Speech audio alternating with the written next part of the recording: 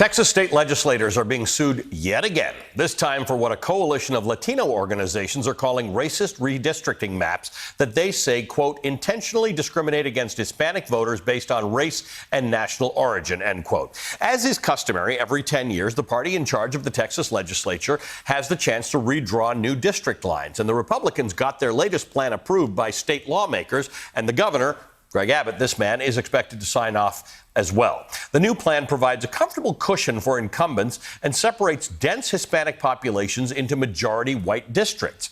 My colleague Jane Tim reports 16 other states have plans that have passed at least the first stage of redistricting, several of which no longer need to prove that their new maps are not discriminatory before pushing them through. That is thanks to the Supreme Court's gutting of the Voting Rights Act back in 2013, and it means it could take years for courts to rule on racially discriminatory gerrymandering that dilutes the voting power of minority communities.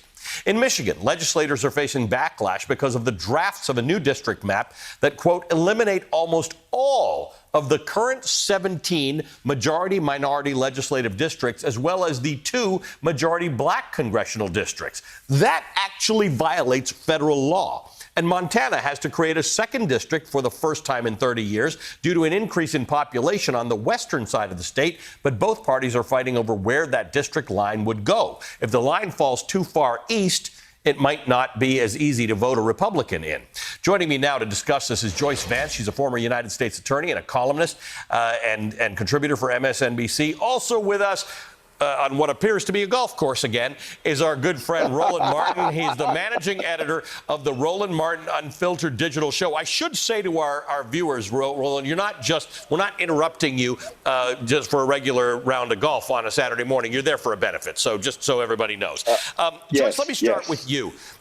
I just want to understand this because a lot of people don't understand this, that the gutting of the Voting Rights Act in 2013, it's been gutted for a while, but this particular part of it, this concept of preclearance, that a state with a history of racially motivated gerrymandering would have to seek preclearance from the federal government. That doesn't have to happen anymore. So if you're a state that's had a history of doing this badly or using race to determine electoral districts, you can just keep on doing it. Yeah, every 10 years after the decennial census data is released, states draw new maps. And historically, the goal of the maps was to create legislatures that, in the words of founding father John Adams, were miniatures. The legislatures were supposed to be miniatures of the population at large. Unfortunately, gerrymandering over time has reared its ugly head, inserting racial concerns, keeping black voters from seeking elected representatives, as well as political gerrymandering designed to keep minority parties in power in increasingly conservative states, given demographic shifts in population. And the problem with Shelby County versus Holder, the case that first gutted the Voting Rights Act, and that was furthered by the Supreme Court last term in Brnovich, is that there's very little opportunity, decreasing opportunity for people who are discriminated against as the maps are redrawn to challenge them in courts.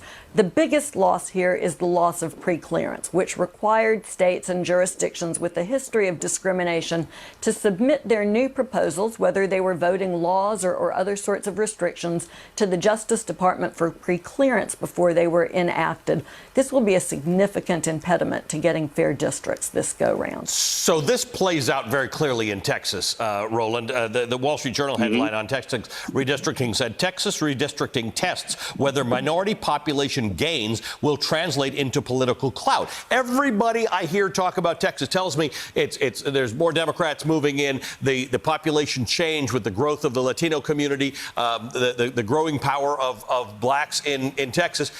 But under these rules, it doesn't matter. It will not change, at least for the time being, the ability for Republicans who are working very hard to disenfranchise voters of color in Texas from continuing to do so.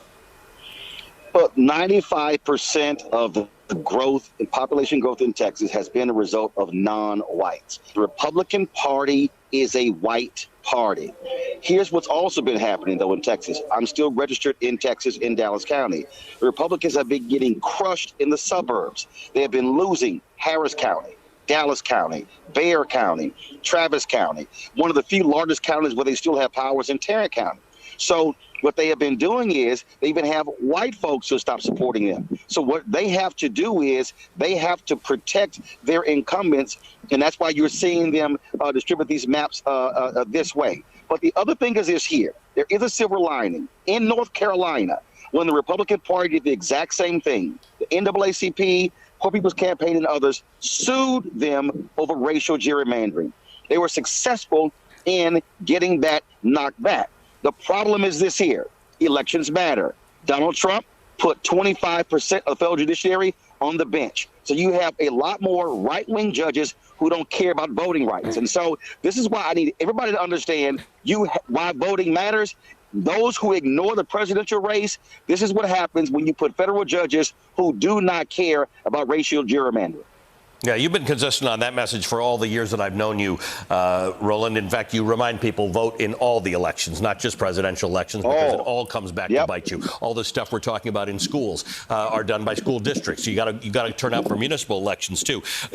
Joyce, I want to read you from Jessica Levinson's MSNBC op-ed, in which she said, "The Freedom to Vote Act, not the filibuster, is essential to our democracy. There are so many deeply and immediately pressing issues facing our country, but for this moment, we must focus on the foundational one. By definition, the seed of our democracy is the right to vote. The right to vote is the right that leads to everything else we care about: a strong economy, an end to the pandemic, accessible health care, and superior education."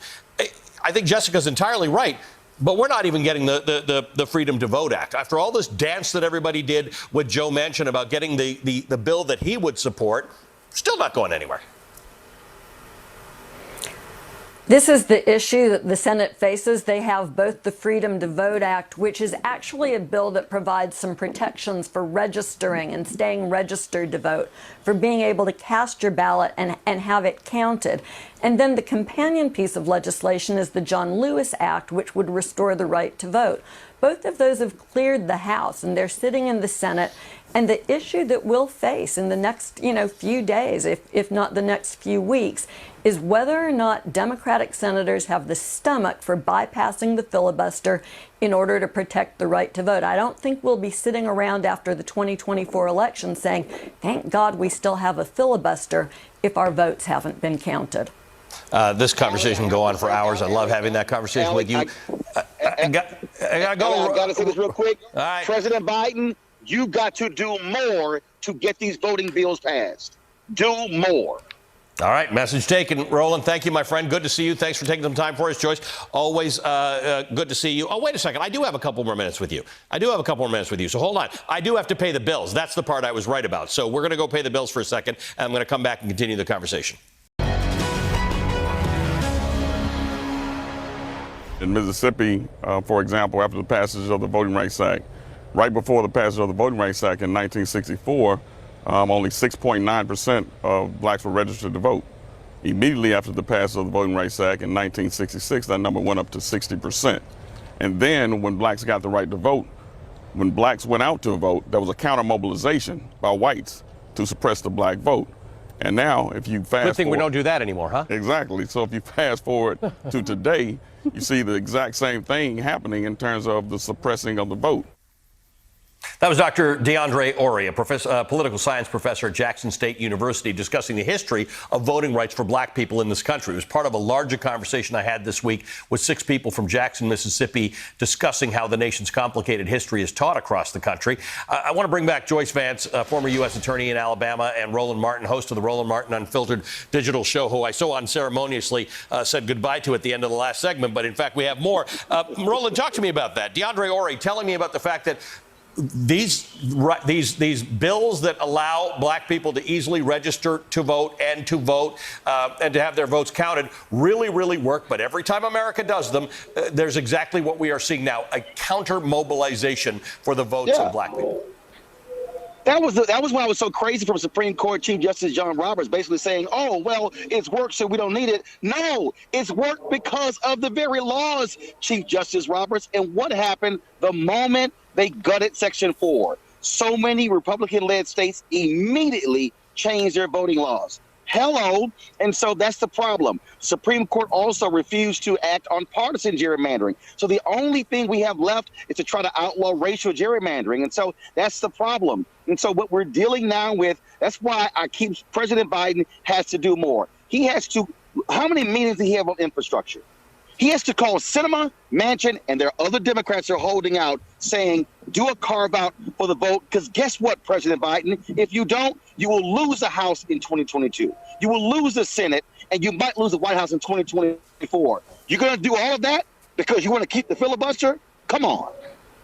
And Joyce, actually, there's reporting from Reuters that the president is actively considering altering the filibuster on some issues. Roland's shaking his head that not going to happen. No, what do you think, Joyce? Semantics.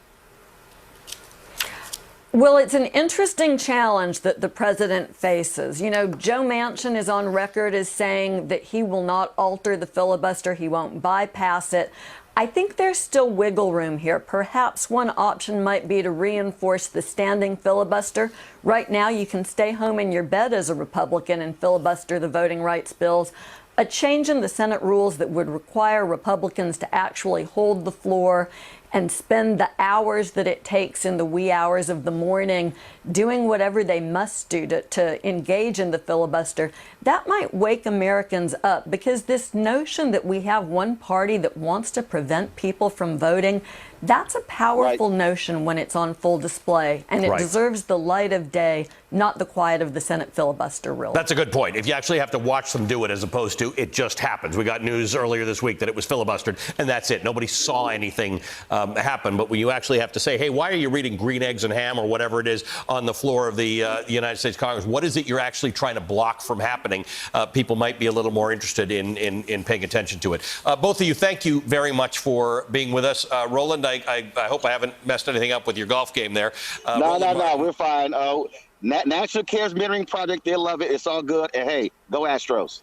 All right, Roland Martin, he didn't tell me he was going to do the Go Astros thing, but I'll let it go for now. Roland Martin is the host of Roland Martin Unfiltered. Joyce Vance is the former United States attorney and a professor at the University of Alabama Law School. She's an MSNBC contributor and columnist, and she's the co-host of the remarkable Sisters-in-Law podcast. And that does it for me. Thank you for watching. Catch me back here tomorrow morning from 8 to 10 a.m. Eastern on Velshi. Right now, I'm really jonesing for an Israeli breakfast or maybe some falafel. But you know what? I'm going to